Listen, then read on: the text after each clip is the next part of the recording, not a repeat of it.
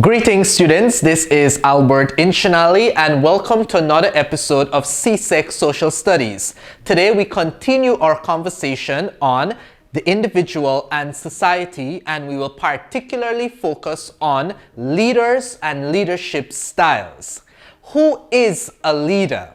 Well, a leader is someone who directs or guides a group or institution. Someone who directs or guides a group or an institution, such as a school. Now, what makes a good leader? As a young person, as a student, in your own understanding of leadership, what makes a good leader?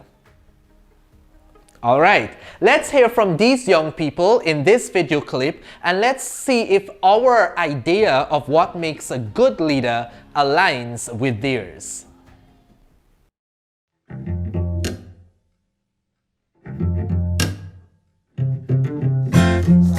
That I've always had has been a driving force. I was vice president of Autocratic accounts for 2015. So number one, my ideal leader is passionate about what they do. Whatever it is, I don't care what their field is or what they're doing with their life. They need to have the passion, because if you're not passionate, then what are you doing? Like, you shouldn't be in whatever you're doing. Someone who brings magnetic energy to what they do, empowers and inspires people to derive their own ingenuity and ambition to make something happen. Passion, drive, and like a hunger to make change. Honestly, a competitive drive. I look for someone that's going to have the tenacity to do what they want and what they want to accomplish. I'm looking for someone that's compassionate and passionate about what they do. So something I really value is honesty. If you're not honest and how can you expect anyone to work with you or work towards the same goal as you? Someone who has humility and integrity first and foremost. Somebody who's willing to listen to the problems or what's going on with their constituency or whoever's following them, and being able to actually change something from that. Not just giving it lip service, not just listening to them and feeling bad for them, but actually making their reality better. I think that a good leader or a great leader defers credit to the people under him and accepts complete responsibility for their failures. If you're not leading by example, then quite simply you're not leading at all.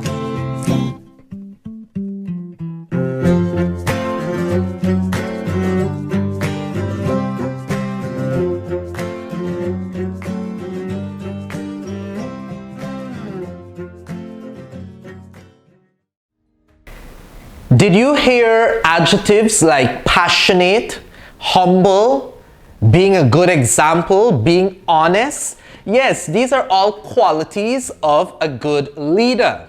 Now, central to the success of any group is good leadership. Different types of groups and situations require different types of leader. For example, the type of leadership needed in a recreational group is quite different from that needed in an emergency situation. There are actually three basic types of leaders. Most people will find themselves oscillating or moving from one to the other as time passes and situations change. However, we all have one dominant leadership style. And as I go into an explanation of the three leadership styles, I'm sure you'll be able to determine which is your dominant leadership style. So the first leadership style we'll be looking at is the autocratic leader, or what we call the authoritarian leader.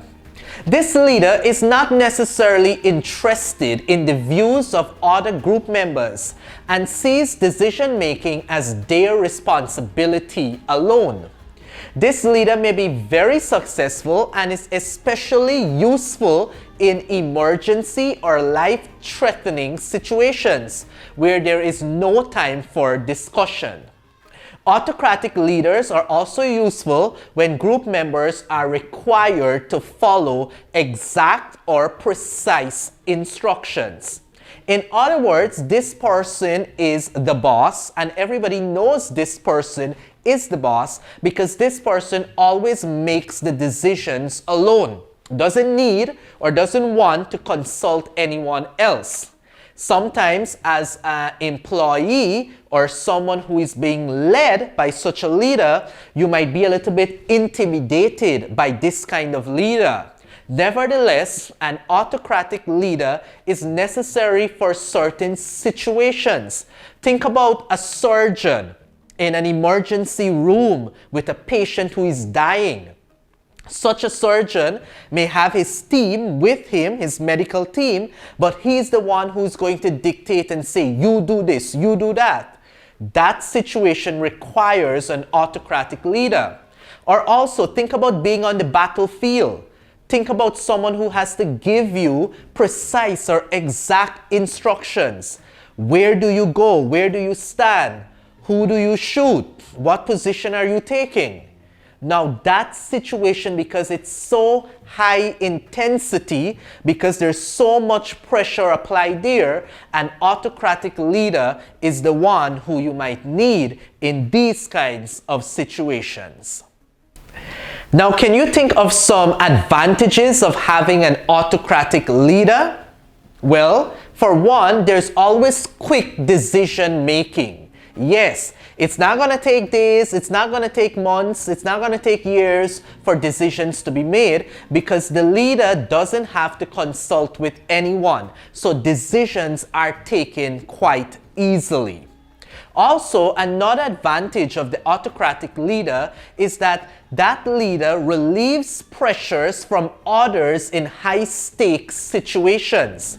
Again, if you are a sniper, if you are part of the military, if you don't have a very strong leader, somebody who's telling you exactly what to do, then you might be afraid to make certain tactical decisions. And in that kind of situation, you might get very stressed. You might get very anxious. But when you have an autocratic or an authoritarian leader, the pressure is off of you. Also, another advantage is that there's a clear chain of command. Remember I said you know who is the boss? Yes. With an authoritarian leader, you know exactly who is the one who has the authority because he or she makes it known. Now, there are definitely some disadvantages of the autocratic leader. One, for example, he or she discourages group input. Think about it. This leader always makes the decisions for the group, but you have a really great idea. You have a great recommendation or a suggestion, but because the leader does not listen to input from anyone else, your voice may not get heard. And as a result of that, in the future, you may not even want to share your opinions. So a disadvantage of an autocratic leader is that he or she discourages group input. Additionally, such a leader could hurt the morale and lead to resentment. Yes, such a leader may not encourage members within the group. Such a leader may not be very supportive or warm or even some people might say friendly. And you may want such qualities in a leader. You may want to get a pep talk from such a leader. You may want to feel a sense of belonging. And with an autocratic leader, you may feel like you're easily dispensable in the sense that you could be easily replaced and you may not have much good things to say about such a leader. More so, a leader who is autocratic may ignore or impair creative solutions and expertise from subordinates, from people that are below him in rank. In other words, such a leader does not encourage members to brainstorm ideas. And if you're always supplying the ideas as a leader, then sometimes you miss the opportunity for different creative solutions to be implemented. Because when persons brainstorm together, they have pretty good ideas, as opposed to someone who just thinks alone. Have you ever heard the saying, 2 heads are better than one? Yes, but with an autocratic leader, he or she is only concerned about his or her own solutions to problems. The second type of leader that we'll be talking about has to do with the democratic leader. Yes, this type of leader encourages feedback from group members. He or she likes to share authority, letting group members take part in decision making and running the group. This type of leader tends to make members feel comfortable. Group members tend to feel a greater sense of belonging in the group. Now let us pay attention to some advantages of having a democratic leader. Well, for starters, a democratic leader allows for more efficient problem solving. That is because this leader does not think he or she is Mr. or Mrs. Know-it-all. This leader is not intimidated by the opinions, suggestions, advice, and recommendations of others within the group. And as such, more persons are willing to share their input. Additionally, this type of leader invites higher levels of commitment from members. Think about it. If you feel that you have a sense of belonging in a group, more than likely you're going to be very loyal to the group. You're going to be very committed to the group. If the leader says do this, you're not going to hesitate because you feel like you're part of a team and you feel like your voice is being heard. Thirdly, such a leader helps to improve the relevant knowledge of the team. Again, because certain persons have different information that they were well versed in. They have different intelligences. They're good with different things. They have different skills that they bring to the group. And if you have a leader that respects that and allows persons to share what they know with others, then it makes the group better collectively. Now, it all seems nice and rosy, but like any kind of leader, there could be disadvantages as well. For example, decisions take more time. If this leader is concerned with having the input from everyone who is part of the group, then decisions will not be done quickly or readily. And sometimes, let's be honest, a leader doesn't always need to consult everyone in the group. Sometimes the leader needs to take a very strong stance or a firm position on an issue without the need to consult everyone. Or there are certain things that are very trivial that a leader doesn't need to ask everyone about. That leader should be able to make those decisions by him or herself, right? And like we said, sometimes consulting everyone could be unnecessary. Also, democratic leadership could cause disharmony if it is misapplied. What do I mean by that? Think about it. There are some democratic leaders who only listen to the views of certain members of the group. Yes. So certain members of the group have direct access to the democratic leader and others do not. And that could be an issue as well. You cannot be a democratic leader and just listen to the views of only a few persons or who you have as your favorites. You must be able to hear everyone equally. Our next type of leader is the laissez-faire leader. And the laissez-faire, it's actually a French term and it means to leave alone. So as the name suggests, it's a leader who is a leader but is not a very active leader, in the sense that it's not a leader who is involved in every decision making regarding the group. The laissez-faire leader takes the approach that anything goes. You do you.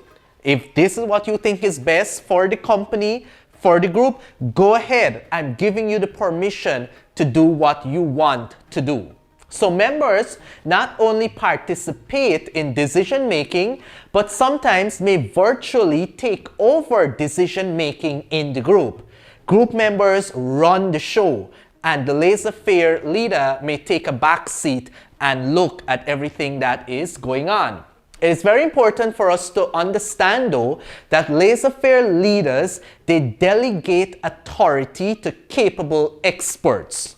So it's not that they're going to say, you do this, you do that, you do this. They're going to choose, they're going to be very selective with the people that they choose to give tasks and duties to.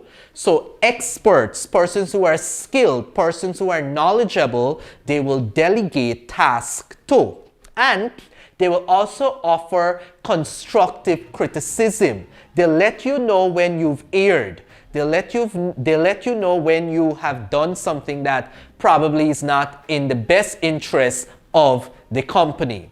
All right? They do that when it is necessary, and they will take over in a time of crisis. They will step in when they feel like it is absolutely necessary to do so. Now let us pay attention to some advantages of having a laissez-faire leader. For one, it encourages personal growth and innovation. Think about it. You have the freedom as a group member to implement your ideas. You can grow personally, even if you are not the designated leader of the group and you're given an opportunity to be a leader. Of course, the experience is going to benefit you professionally because you may operate in the capacity of a leader. And when it is your turn to become a leader, you already have all of these skills and experiences that could make you a great leader. Now, a laissez-faire leader also allows for faster decision making. You don't have to consult different people before decisions are made. So you go right ahead and you make decisions. You don't have to wonder whether it's going to be approved by your boss or not. If he gives you that kind of control or freedom, it's easier for you to just go ahead instead of waiting for days or weeks to get an answer as to what you should be doing. Also, team members who have a laissez-faire leader have creative freedom. Like I said, they could implement their own ideas. They could do as they please in the best interest of the company. Now, of course, I'm sure you would think that there are many disadvantages as well associated with a laissez-faire leader. Now, having a laissez-faire leader is not very effective if team members lack the knowledge, skills, and expertise to make decisions and implement certain policies for the group. As such, productivity can be decreased. If you're delegating responsibilities to people who are lazy or just don't care or don't have the knowledge and skills, then that group may suffer because productivity will be diminished. Another disadvantage of having a laissez-faire leader is that some laissez-faire leaders do not take responsibility for the group's failures. Yes, because they might say, oh, I allowed you to do your own thing, I did not make the decision, so I am going to blame you. So basically, they are passing on the blame to other group members and not taking responsibility. And that could be a disadvantage for the group. This kind of leader, laissez-faire leader, could also be seen as very absent, as being very uncaring. Because this leader is like, I don't care, you do you, everything is good, I'll be back in a few weeks, I'll let you have control.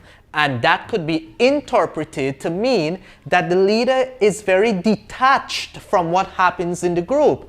And group members may feel that the leader really does not care. And again, this could hurt the group's chances of success. Alright students, we're now at the point in the lesson where I'll show you some images and quotes attributed to some very famous leaders of the past in society.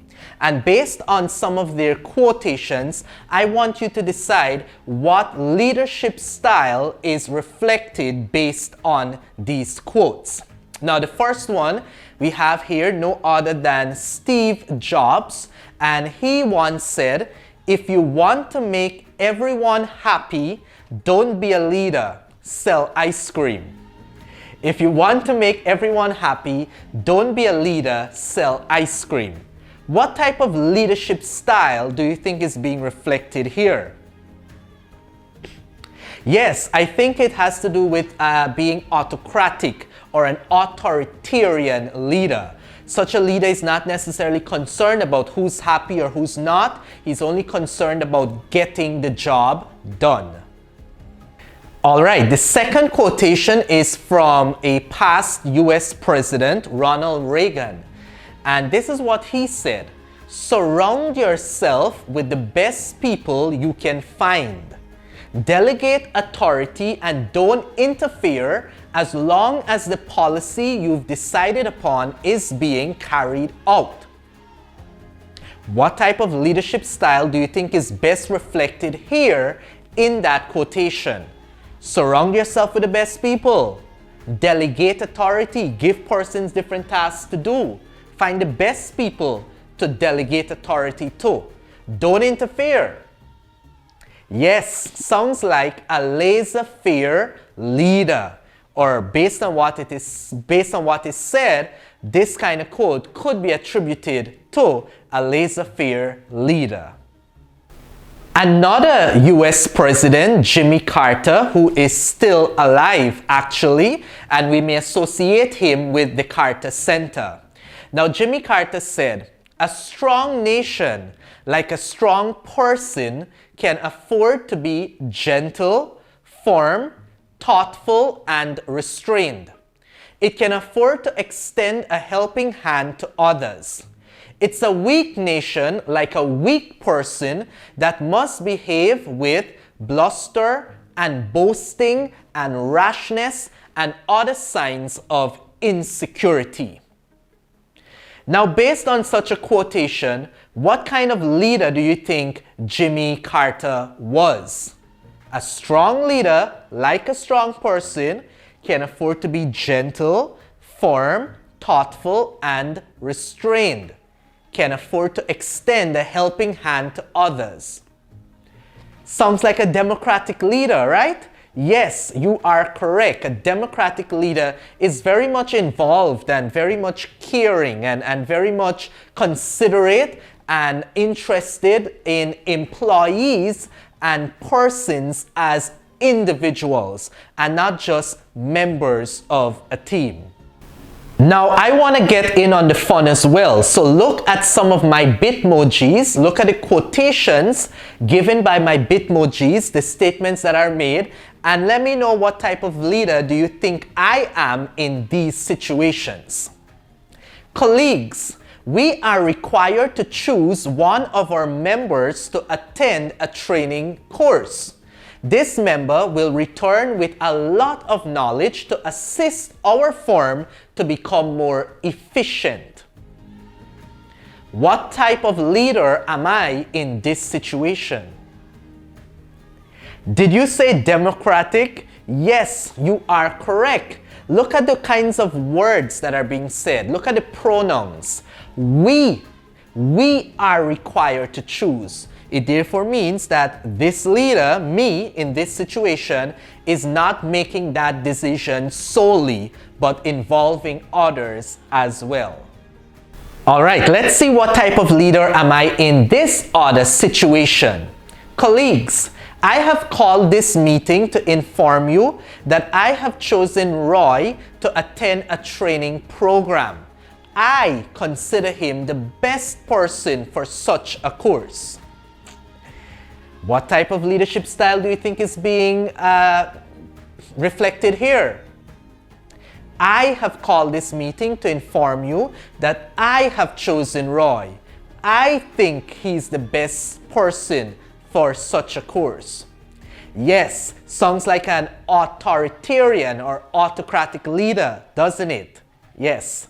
Usually authoritarian leaders are not very popular for the obvious reasons. All right, so now my Bitmoji is interacting with an employee. The employee is saying, "Boss, We are asking you to attend this meeting because we have heard of a training program and think that one of us should be sent to it. And this is what the boss says. Well, I heard about it some time ago. I was hoping that anyone who was interested would have contacted me earlier. See that? Here we have a boss who is not very proactive, but rather reactive. It's the employee who comes to him with these opportunities and different policies and all sorts of things, and the boss just gives them the go-ahead to do as they please. So what kind of leadership style is being reflected here? Yes, the laissez-faire leader. At this point in time, we will now divert our attention to an aspect of leadership that is very important, and this has to do with authority. Yes, to become a leader, an individual must gain the position in some way, and that position carries authority. Yes, the legitimate right to exercise power.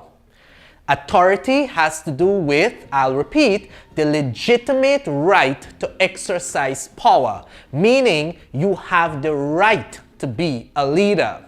Now, there are three basic ways in which a leader may gain authority. The first type of authority we'll be talking about has to do with traditional authority. This type of authority is gained from tradition, customs, or social habits. It is also related to religious leaders who may ascend to positions of authority through customs. Hereditary authority is actually an example of traditional authority. Authority is passed down through bloodlines. For example, think of the British monarchy. The next head of state of the United Kingdom will be the son of Queen Elizabeth II. So that is an example of traditional authority. Even in the Caribbean, even back in the day with our indigenous groups, the caciques of the Taino people were chosen by traditional authority. If your father was a chief or a cacique, then the son became the chief as well. If there was no son, no heir, then it meant that the son of the eldest sister became cacique. So that's another example of traditional authority. And traditional authority is not concerned with how suitable you are for the position or the job, even though there may be other suitable people available. No. As long as you are the person based on your heritage, based on customs, then you become leader whether or not you have the skills necessary for the job. Another type of authority has to do with rational legal authority. This type of authority is made legitimate by laws, written rules, and regulations. This is based on the acceptance of the system of appointing a leader. Now, we may not have voted for an elected leader, but the fact that we accept the election process should mean that we accept the winner of the election. For example, most parliamentarians in the region have gained their position as a result of elections, which are provided for by the constitution of their countries. In other words, we're choosing the most suitable people for the jobs. These people are appointed or they are elected. In many CARICOM countries, they use the first past the post system. And that means you have a politician of each political party contesting a constituency. And based on how well that politician does or how many people believe that politician can do a great job, that politician may get elected. So this is an example of rational legal authority. Not always someone who is elected, but someone who is appointed. For example, a principal of a school may be appointed, right? That's an example of rational legal authority. The last authority type that we will talk about has to do with charismatic authority. Yes, and this is a sought after quality. Many leaders want to be very charismatic, and I'll tell you why. Followers accept the power of charismatic authority because they are drawn to a leader's personal qualities. You know, there are certain leaders that have the it factor or the wow factor. Anything that they say, people listen to. When they speak, everyone just goes quiet.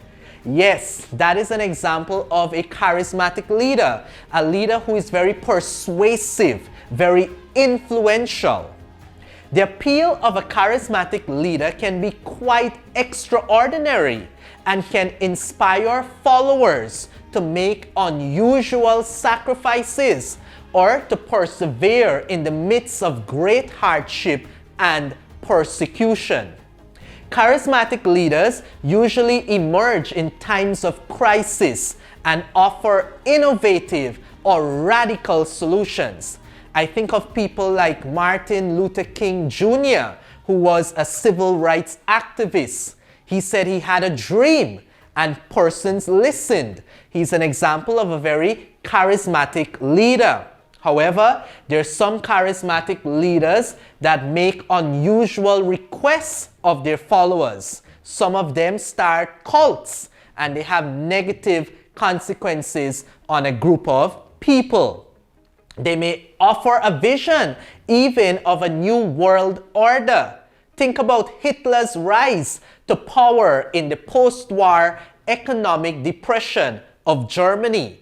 Of course, even though he's a charismatic leader, he's not someone that we look up to today. So charismatic leaders could be for good or evil, but undoubtedly they definitely are influential and persuasive. Now, in the Caribbean region, and especially in Guyana, we're all aware of a very notorious charismatic leader, and his name is Jim Jones.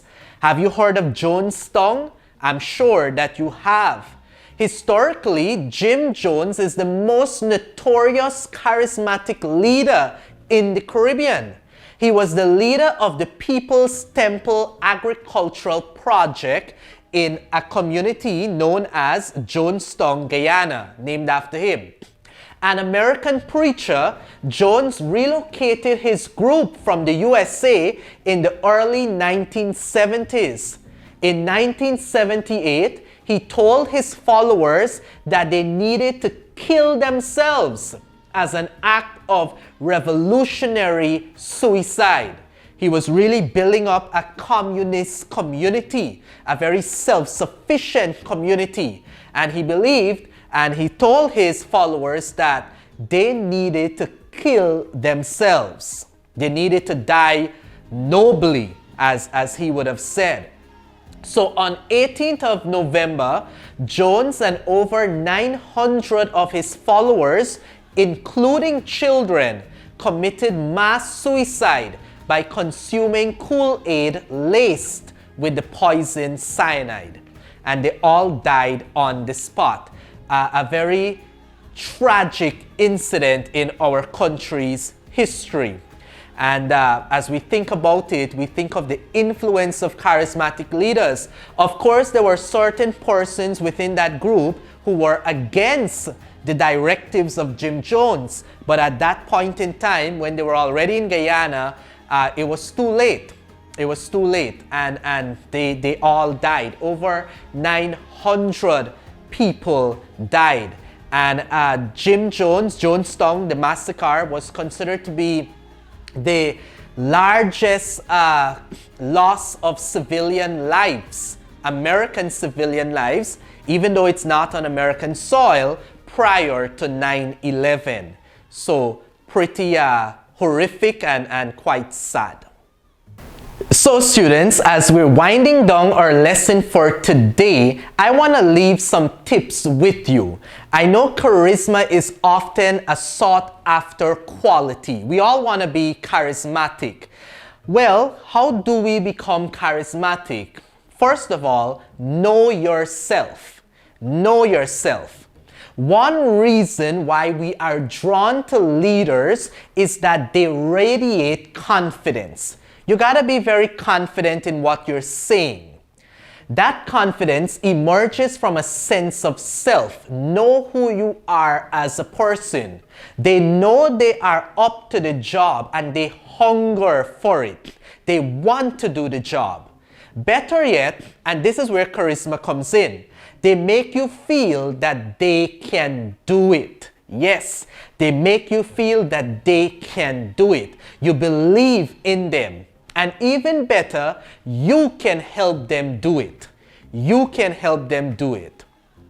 Ask not what your country can do for you, but rather what you can do for your country is not simply a great piece of rhetoric. It was actually John F. Kennedy's call to action to a new generation of citizenry. And that is why we remember that saying today by JFK, who is a former US president. He said, ask not what your country can do for you, but what you can do for your country. In other words, charismatic leaders make you feel that you are part of the solution. All right, my second tip for you is practice your public speaking. Charismatic leaders, they're great orators. They're great at public speaking. For example, someone like Barack Obama. Leadership is a public act. It means standing up in front of an audience and delivering. Most often, unless you are a corporate titan or politician, you will be speaking in small groups. But regardless of the size of your audience, you must speak with knowledge as well as conviction. Your audience must be in tune to what you are saying. They must hang off of every word that you're saying.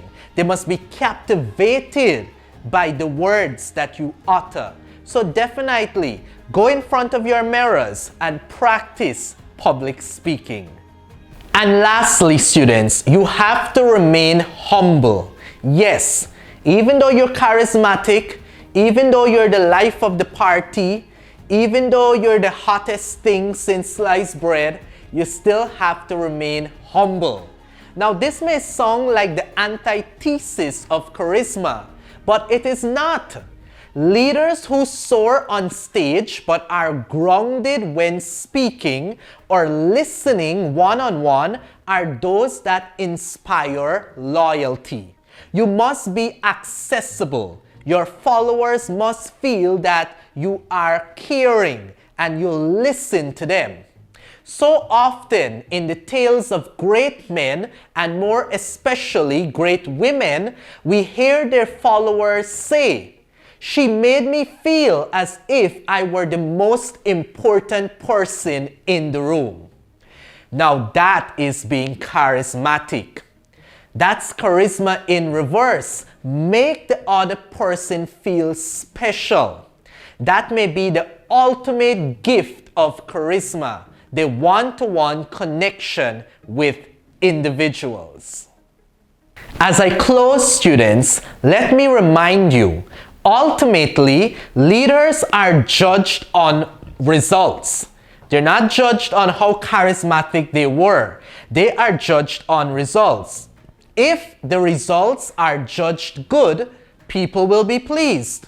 If the results are poor, people will be turned off, no matter how handsome, beautiful, debonair, or inspirational you may seem.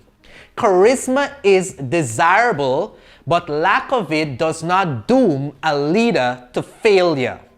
You could be charismatic, great, but if you're not very charismatic, it doesn't mean that you can't be a great leader, because at the end of the day, people are very much interested in how much you can deliver, if you can get the job done. And that is it for today, class. I hope that you, at the end of this lesson, have identified your dominant leadership style. Are you more authoritarian? Are you democratic? Are you laissez-faire?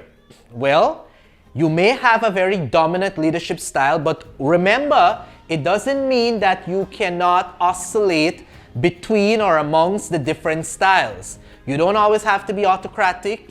Try being democratic, or if the situation demands it, you could be laissez-faire. But it's good to be observant and conscious of your leadership styles, and in that way, you will contribute to the success of a group when you become a leader if you're not one already. Take care. I am Albert Inchinali, and this is CSEC Social Studies.